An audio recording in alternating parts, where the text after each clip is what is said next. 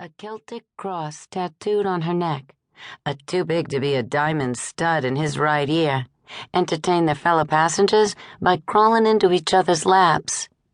A bald man with a hawk nose trumpeted his importance into his iPhone. Something makes people want to confide in me, no matter how hard I stare at my book. I wish I knew what it was so I could change it. When the businessman abandoned his cell and adjusted the knot in his tie, I had the feeling he was going to start complaining at me, like I was his secretary or his wife. And then just in time, I remembered the quiet car. Really, Teddy, it was like you whispered in my ear, go sit in the quiet car. I shot to my feet as though the engineer had electrified my seat, lurched down the aisle, and found a place among the blessed book readers and stretched out sleepers, where I collapsed and breathed until the pulse stopped throbbing in my ears. I considered swallowing a Xanax, but as I stared out the gray-tinted window at the passing shoreline, I got a better idea. I could pretend there were thick glass windows between me and the crowds, a bulletproof tunnel running straight to Henneman's. I could keep myself mentally separate, isolated and alone. I could figuratively stay on the train and lock everyone else outside, and I wouldn't open the door for anyone but Jonathan. When an elderly woman peered at me over her rimless reading glasses and smiled encouragingly, I let my face go blank, willing her to turn away, to not mistake me for some friend's college-bound daughter in need of a comforting pat. I must have looked desperate, stricken, agonized in spite of my careful preparation. You can't imagine how much time I spent modeling outfits in the mirror, changing my mind about this scarf, that pocketbook, these pants, this sweater, before winding up in a sophisticated version of what you called my uniform. Ink black jeans and a wheat-colored edition of my usual V-neck t-shirt. At the last minute, I added a black suit jacket, because everyone in Manhattan wears one.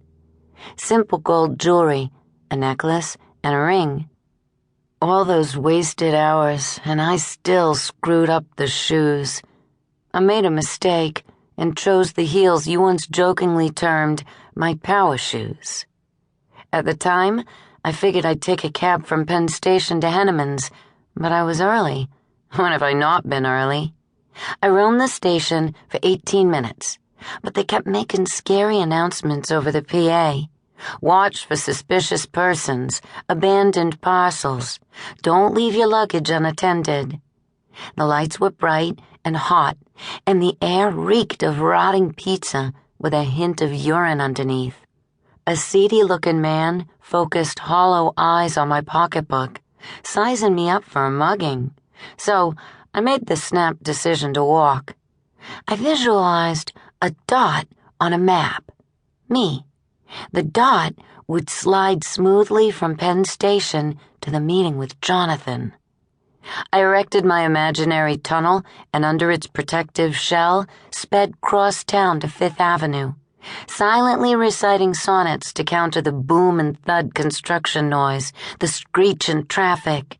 Shakespearean iambs moved my feet, and the map dot made steady progress until I reached the corner of Fifth. There, despite the simplicity of the directions, I halted, confused. Right or left? Shaken, I almost panicked. My breathing shifted into second gear, but I knew the numbered cross streets would inform me if I erred. I turned right, which proved correct, and then I simply had to scoot down to the 20s, which would have been fine except for the shoes. Never look like you need the money when you go in for a loan. That's what I thought when I tried them on in front of the mirror. New and expensive, practically unworn, they seemed glamorous and carefree.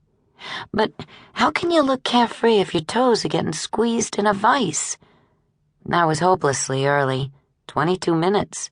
So I detoured, backtracking up Fifth, bypassing the library because the stairs seemed too steep a challenge.